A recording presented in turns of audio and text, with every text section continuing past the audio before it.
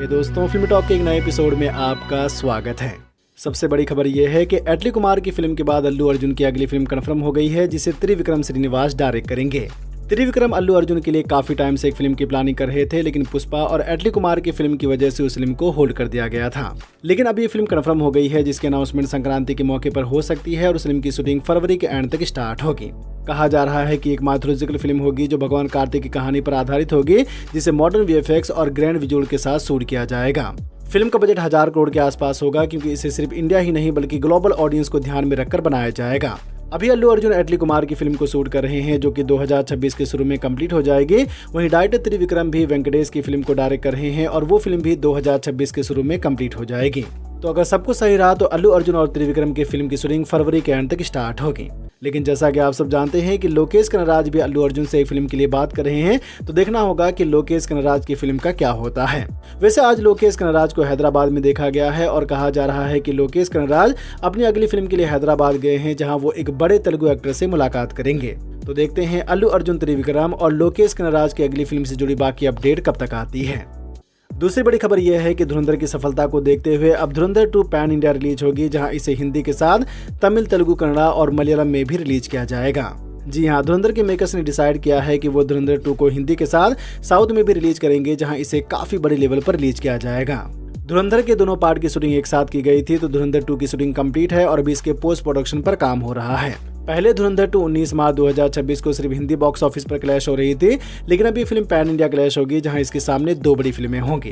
डकैत और टॉक्सिक के मेकर्स ने अभी हाल ही में टीजर और पोस्टर शेयर किया है और कहा है कि वो भी 19 मार्च से पीछे नहीं हटेंगे।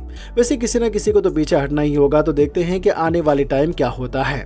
धुरंधर ने बॉक्स ऑफिस पर 950 करोड़ का कलेक्शन कर लिया है, तो आपके हिसाब से धुरंधर 2 का ओपनिंग और उसका लाइफ टाइम कलेक्शन कितना होगा, हमें कमेंट में जरूर बताएं। रणवीर सिंह को लेकर एक और खबर यह है कि रणवीर सिंह डॉन 3 से पीछे हट गए हैं और वो डॉन 3 को नहीं करेंगे। जी हाँ, ये काफी शॉकिंग खबर है, जिसने रणवीर सिंह के फैंस को हैरान कर दिया है, क्योंकि रणवीर सिंह के फैंस डॉन 3 का काफी टाइम से इंतजार कर रहे थे। कहा जा रहा है कि धुरंधर के बाद रणवीर सिंह ने अपने करियर के लिए कुछ अलग तरह के रूल सेट किए हैं और अब डॉन 3 उनके उस रूल में नहीं सेट हो पा रही है। खबरों की माने तो रणवीर सिंह फिल्म की स्क्रिप्ट और डायरेक्शन को लेकर पूरी तरह से सर्टिफाइड नहीं है और इसीलिए वो इस प्रोजेक्ट से पीछे हट गए हैं। रणवीर सिंह को डॉन 3 तब ऑफर हुई थी जब काफी सारे फिल्म मेकर्स उनसे पीछे हट गए थे, लेकिन जिस तरह से सनी पाजी ने गदर 2 के बाद अपनी कुछ फिल्मों को होल्ड कर दिया और कुछ फिल्मों से पीछे हट गए, ठीक उसी तरह से आज रणवीर सिंह भी डॉन 3 से पीछे हट गए हैं। डॉन 3 के मेकर्स नए डॉन की तलाश कर रहे हैं, तो देखते हैं कि फरहान अख्तर का अगला डॉन कौन होता है।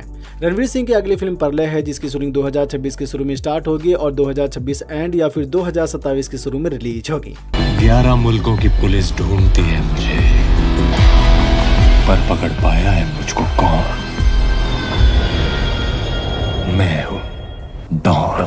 जहां रणवीर सिंह डॉन 3 से बाहर हो गए हैं, वहीं अक्षय खन्ना दृश्यम 3 से बाहर हो गए हैं। खबरों की माने तो फीस और कुछ क्रिएटिव डिफरेंसेस की वजह से अक्षय खन्ना दृश्यम 3 से बाहर हो गए हैं। फीस की बात करें तो धुरंधर की सफलता के बाद अक्षय खन्ना ने अपना फीस बढ़ा दिया है, लेकिन दृश्यम के मेकर्स उन्हें उतनी फीस देने के लिए नहीं तैयार हैं। इसके अलावा अक्षय खन्ना दृश्यम 3 में अपने कैरेक्टर और लुक में कुछ बदलाव चाहते हैं, जो दृश्यम 3 के मेकर्स नहीं करना चाहते हैं। तो कुछ इन्हीं कारणों की वजह से अक्षय खन्ना दृश्यम 3 से बाहर हो गए हैं। दृश्यम 3 की शूटिंग स्टार्ट हो गई है, तो अब देखना होगा कि दृश्यम के मेकर्स आईजी तरुण अहलावत के रोल में किसे साइन करते हैं। प्रोड्यूसर एकता कपूर ने शूट आउट के तीसरे पार्ट को कंफर्म कर दिया है, जिसका नाम होगा shoot out at Dubai. Shoot out at Dubai में हर्षवर्धन रानी लीड रोल में होंगे, जो इस फिल्म में एक नए लुक में नजर आएंगे। शूट आउट एट लोखंडवाला 2007 में आई थी, जिसकी कहानी 1991 में हुए लोखंडवाला शूट आउट के इर्द गिर्द बुनी गई थी। शूट आउट एट वलाला 2013 में आई थी और उस फिल्म की कहानी दाऊद इब्राहिम और मनिया सुरवे के इर्द गिर्द बुनी गई थी। तो अब देखना ये होगा कि शूट आउट एट दुबई की कहानी कैसी होती है। डायरेक्टर का नाम अभी कंफर्म नहीं है, लेकिन लीड रोल के लिए हर्षवर्धन रानी का नाम कंफर्म हो गया है। तो देखते हैं shoot out at Dubai film से जुड़ी बाकी अपडेट कब तक आती है। 2023 की ब्लॉकबस्टर में से एक एनिमल जापान में रिलीज होने जा रही है, जो 13 फरवरी को जापानीज सिनेमा घरों में रिलीज होगी। जापानीज बॉक्स ऑफिस पर भी इंडियन सिनेमा की कई फिल्में रिलीज हुई हैं, लेकिन जैसा कि आप सब जानते हैं कि RRR ने जापानीज बॉक्स ऑफिस पर इतिहास रच दिया था। RRR ने तमिल बॉक्स ऑफिस पर करीब 80 करोड़ कलेक्शन किया था, वहीं जापानीज बॉक्स ऑफिस पर 130 करोड़ से ज्यादा कमाई की थी। RRR के बाद जवान, सालार, देवरा और कल्कि भी जापान में रिलीज हुई थी, लेकिन ये फिल्में उतना कलेक्शन नहीं कर पाई थी। अब एनिमल जापान में रिलीज होने जा रही है, तो देखना होगा कि रणबीर कपूर की ये फिल्म जापानीज बॉक्स ऑफिस पर कैसी जाती है। पापा, ये तो शुरुआत है, बहुत काम बाकी है पापा। उसको मिलना है, मारना है, आप निराश मत होना पापा। थलापति विजय के जननायकन का हिंदी टाइटल चेंज हो गया है और इस फिल्म का नाम होगा जननेता। यहाँ पर जननेता के मेकर्स ने एक पोस्टर शेयर किया है जिसमें हम थलापति विजय और बॉबी देओल को आमने सामने देख सकते हैं। जैसा कि आप सब जानते हैं कि यह थलापति विजय की आखिरी फिल्म है, तो इस फिल्म को हिंदी बॉक्स ऑफिस पर भी काफी बड़े लेवल पर रिलीज किया जाएगा। विजय की पिछली film the greatest of all time ने हिंदी बॉक्स ऑफिस पर 16.5 करोड़ कलेक्शन किया था, लियो ने 30 करोड़ कलेक्शन किया था और वरिसु ने करीब 10 करोड़ कलेक्शन किया था। जननेता विजय की आखिरी फिल्म है, तो देखते हैं कि ये फिल्म हिंदी बॉक्स ऑफिस पर कैसी जाती है। एक और बड़ी खबर यह है कि रश्मिका मंदाना की मच अवेटेड मैसा का टीजर आ गया है, जिसमें रश्मिका मंदाना का लुक और उनका कैरेक्टर देखने ही लायक है। यहाँ पर रश्मिका मंदाना खून से लथपथ लोगों के सामने खड़ी है और लोग उसे मानने के लिए आगे बढ़ रहे हैं। मैसा का टीजर और उसमें रश्मिका मंदाना के लुक को देखकर कह सकते हैं कि ये रश्मिका मंदाना की करियर का सबसे खतरनाक कैरेक्टर होगा। टीजर में एक माँ और बेटी के बारे में बताया गया है, तो इस फिल्म की कहानी एक माँ और बेटी के इर्द गिर्द घूमती हुई नजर आएगी। तो रश्मिका मंदाना को हथकड़ी क्यों लगी है और लोग उसे क्यों मानना चाहते हैं, तो ये हमें फिल्म देखने के बाद पता चलेगा। टीजर काफी पावरफुल है, तो देखते हैं कि मैसा फिल्म की कहानी कैसी होती है। मैसा 2026 के शुरू में ही रिलीज होगी।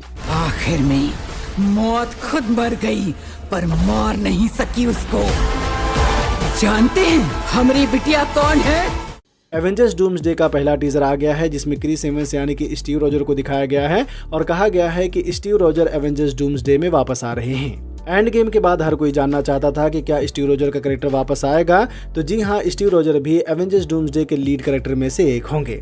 लेकिन जैसा कि एमसीयू के हर कैरेक्टर के पीछे कोई ना कोई सवाल होता है, तो यहाँ पर भी लोग जानना चाहते हैं कि आखिर स्टीव रॉजर का कैरेक्टर वापस कैसे आएगा। एंड गेम के एंड में हमने देखा था कि स्टीव रॉजर्स पेगी कार्टर के साथ अपनी खोई हुई जिंदगी को जीने के लिए पास्ट में चला जाता है। यहाँ पर डूम्सडे के टीजर में हमें वही घर दिखाया गया है जो एंड गेम के एंड में दिखाया गया था। टीजर में ज्यादा कुछ नहीं दिखाया गया है, तो इंतजार करते हैं इसके ऑफिशियल टीजर का और देखते हैं कि डूम्सडे का ऑफिशियल टीजर कैसा होता है। डूम्सडे 18 दिसंबर 2026 को रिलीज होगी। पिछले कुछ दिनों से ड्यून 3 के पोस्टपोन की खबर काफी सुर्खियों में थी, तो इस पर वार्नर ब्रदर्स ने कहा है कि ड्यून 3 बिल्कुल भी पोस्टपोन नहीं होगी और ये फिल्म भी 18 दिसंबर 2026 को ही रिलीज होगी। पर मेरे हिसाब से दोनों फिल्में एक साथ नहीं आएंगी, तो देखना होगा कि इन दोनों फिल्मों में से कौन सी फिल्म पोस्टपोन होती है। एवेंजर्स डूम्सडे की हाइप काफी ज्यादा है, तो देखते हैं आगे क्या होता है। बाहुबली की combined film Baahubali the epic की OTT रिलीज डेट कंफर्म हो गई है। बाहुबली द एपिक 31 अक्टूबर को रिलीज हुई थी, जो बॉक्स ऑफिस पर ठीक ठाक गई थी। तो अब ये फिल्म नेटफ्लिक्स पर आने वाली है, जिसे आप कल 25 दिसंबर से नेटफ्लिक्स पर देख सकते हैं। स्ट्रेंजर थिंग्स सीजन 5 के 3 और एपिसोड कल 25 दिसंबर को नेटफ्लिक्स पर आ जाएंगे, जिसे आप नेटफ्लिक्स पर हिंदी में भी देख सकते हैं। पहले पार्ट में 4 एपिसोड आए थे और अब दूसरे पार्ट में 3 एपिसोड आएंगे। अभी एक एपिसोड बाकी है जो 31 दिसंबर को आएगा। तो क्या आप स्ट्रेंजर थिंग्स सीजन 5 को देख रहे हैं या फिर मेरी तरह सारे एपिसोड का इंतजार कर रहे हैं? हमें कमेंट में जरूर बताएं। वीडियो को लाइक करें, अपने दोस्तों के साथ भी फेसबुक, व्हाट्सएप, ट्विटर पर जरूर शेयर करें और चैनल को सब्सक्राइब करना तो बिल्कुल ना भूलें। धन्यवाद।